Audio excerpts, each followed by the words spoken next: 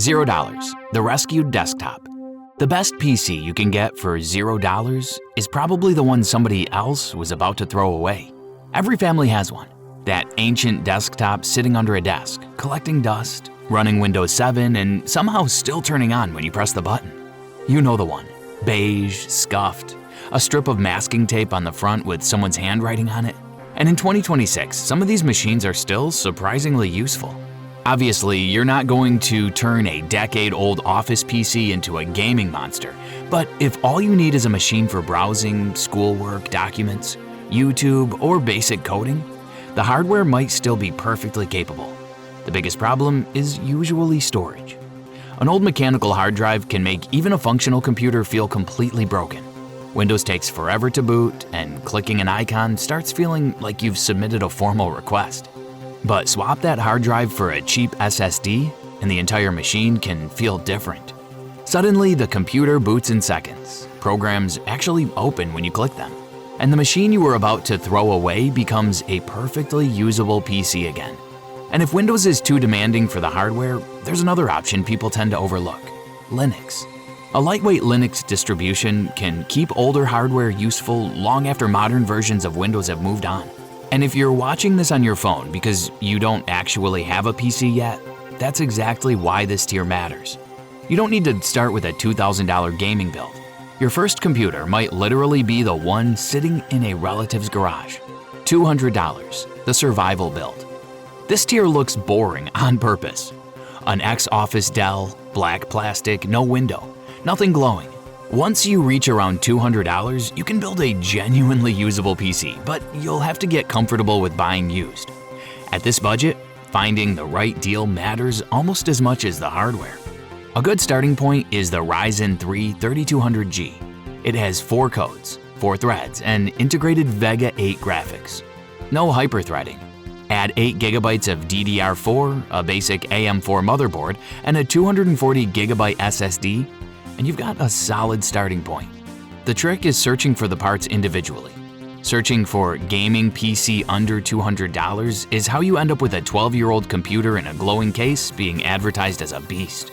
The 3200G's Vega 8 graphics aren't going to run modern AAA games at high settings, but CS2 is playable at lower settings, and older games are much more comfortable.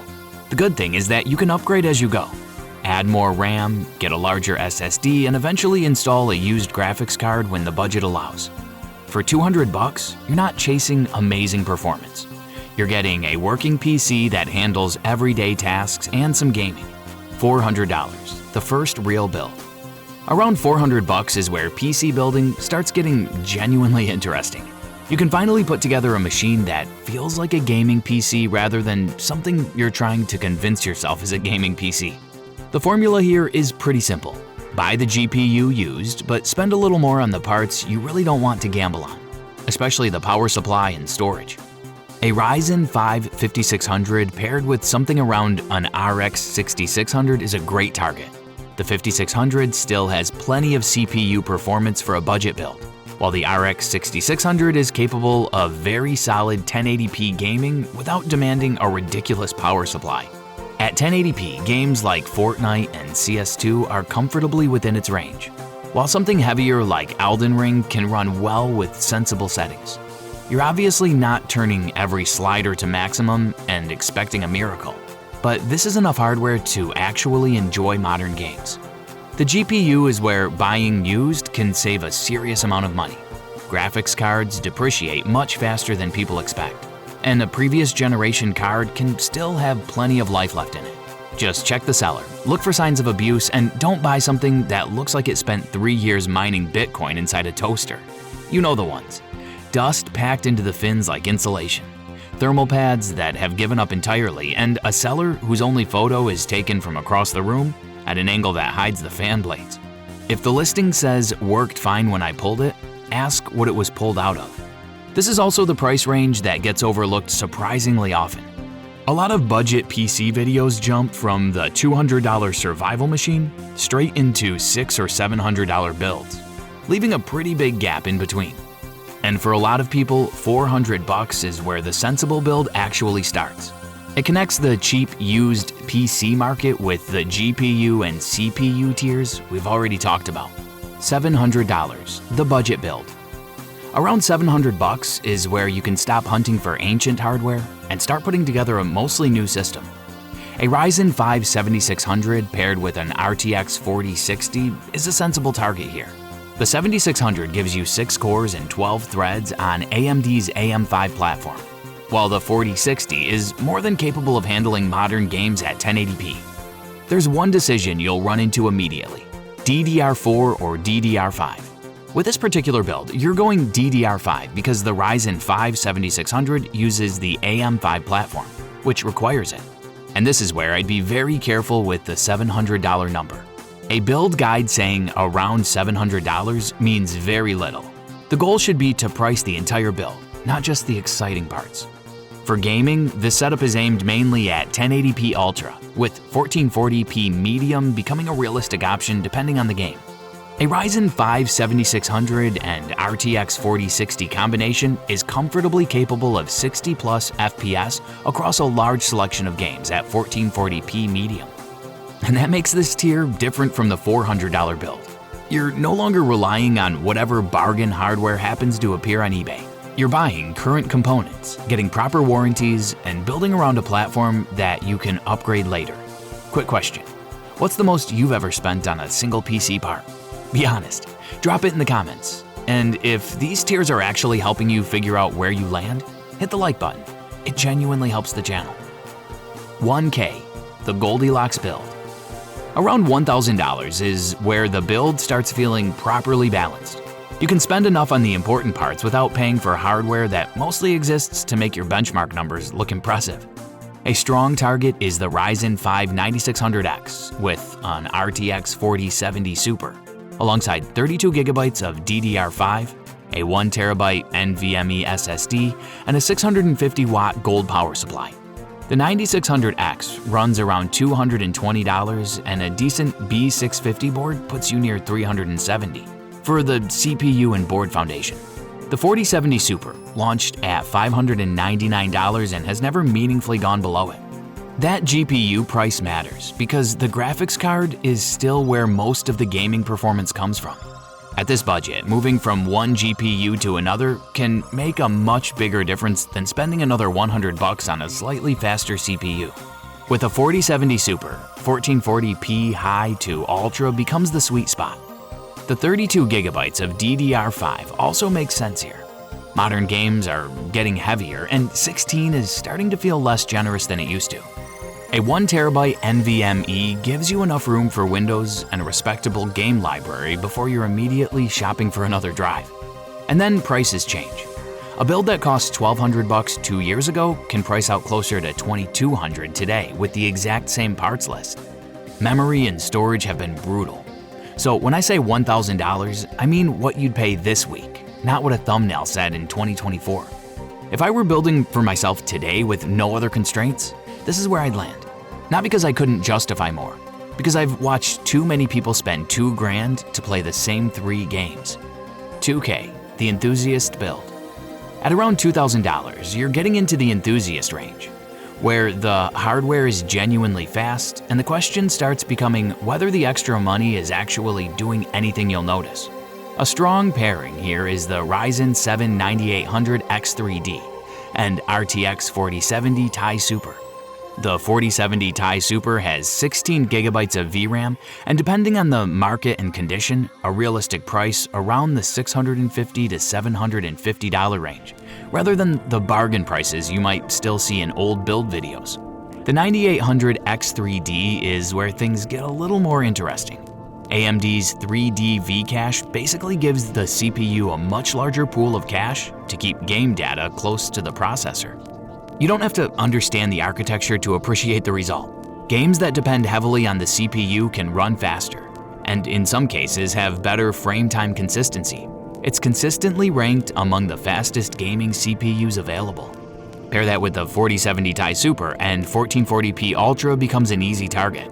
You can also step into 4K gaming without immediately turning every setting down. Going from a $400 build to a $700 build can completely change what games you can comfortably play. Going from $1,000 to $2,000 gives you a much faster machine. But you're paying a lot more for improvements that become harder to notice unless you're playing at higher resolutions. And then there's the comment section. Due to inflation, Tier 1 now comes with Tier 2 pricing. Honestly, that's the perfect summary of the current PC market. 3K, the Creator Build. At around $3,000, the conversation changes a little. Gaming is still important, but this is where you start building for people who actually make money with their PC.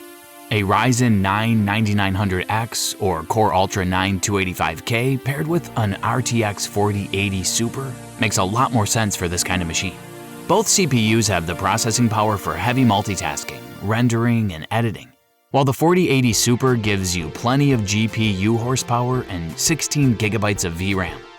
That extra VRAM matters when you're working with large video projects, high-resolution footage, effects, 3D scenes, or AI tools. DaVinci Resolve can push a lot of work onto the GPU, while Adobe applications can also take advantage of GPU acceleration. And if you're using CUDA-based software, NVIDIA gives you access to an ecosystem that AMD simply doesn't match. Then there's the rest of the system. 64 GB of DDR5, a fast Gen 5 NVMe SSD, and a good AIO cooler. All in one liquid cooling makes sense when the computer is spending hours rendering, exporting, or processing large projects. You don't want a machine built around a $1,500 GPU running out of memory because you opened a few Chrome tabs alongside Premiere. And this is an important distinction. A $3,000 gaming PC and a $3,000 creator PC aren't necessarily the same thing. For gaming, you could put more of the budget toward the GPU and get very similar frame rates. For editing, 3D work, and other professional workloads, CPU cores, RAM, storage speed, VRAM, and software support all start contributing to how quickly you can actually finish something. That's the part a lot of PC tier lists skip. They treat every computer like its only job is to run games. But if your PC is also your editing workstation, blender machine, streaming setup, or source of income, saving 10 minutes on every export starts adding up very quickly. Although, at this price, half the value is being able to say, "It's for work," out loud with a completely straight face while installing Steam first. 5K, the no ceiling build. Send me a 5090 at $2,000. I'll buy 20. Honestly, I get it. The RTX 5090 launched at a $1,999 MSRP. So if you're looking at older build guides, that number's probably still stuck in your head. The problem is that the actual market has moved a long way from it. Depending on model and region, standalone 5090s have been selling closer to the $4,400 to $4,800 range, with some going higher. And that changes what a $5,000 build looks like. At this level, you can pair the 5090 with a high-end Ryzen 9 or Threadripper, depending on what you're actually using the machine for. For gaming, the 5090 is serious overkill unless you're playing at 4K. For 3D rendering, AI, video production, and other GPU-heavy workloads, those 32 GB of VRAM can actually be useful. Threadripper makes more sense when the CPU itself is doing a lot of the work. If you're only playing Call of Duty, though, spending that much on Threadripper is a pretty expensive way to watch your CPU usage stay at 30%. This is also the tier where cases start having LCD screens on the side panel showing your CPU temps. Nobody needs that. Everybody at this tier buys it anyway. There's also no universal $5,000 price tag anymore. Your country, taxes, tariffs, retailer markups, and GPU availability can completely change the final cost. So yes, if you actually find a 5090 for $2,000, buy the thing. Buy 20. But that's not what the market looks like right now. And that's really the point of this entire list. A $0 rescue desktop can be the right choice for someone who just needs a computer. A $200 build can get someone into PC gaming. $700 is enough for a serious gaming machine, while $3,000 to $5,000 starts making sense when the PC is also being used for professional work. There isn't one correct PC build. The right build is the one that makes sense for what you're actually trying to do. So which tier are you building, and what would you do with $5,000? Let me know in the comments. If this finally made PC pricing make sense, hit subscribe so you don't miss the next one. Now, here's the thing. You just picked your tier and your budget. But knowing what a build costs isn't the same as knowing what's actually inside it. Motherboard, CPU, GPU, RAM storage, power supply, cooling. Those are the 7 parts every single build on this list is made of. And most people buying a PC couldn't tell you what half of them actually do. Which is a problem, because the fastest way to waste money is buying a component you don't understand. That's exactly what we're covering next. Every computer component explained simply. What each part does, how they work together, and which ones actually deserve your money. Click the video on screen right now, and I'll see you there.